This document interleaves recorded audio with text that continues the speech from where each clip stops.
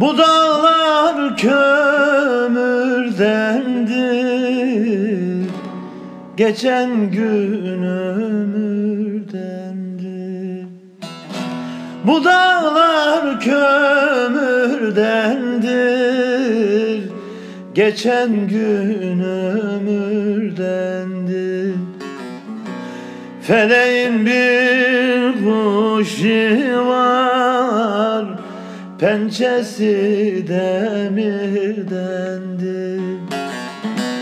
Feleğin bir kuşu var, pençesi demirdendir.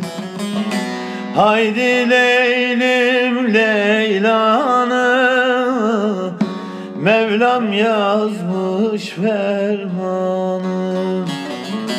Ya al canım kurtulam, ya ver derdim dermanı.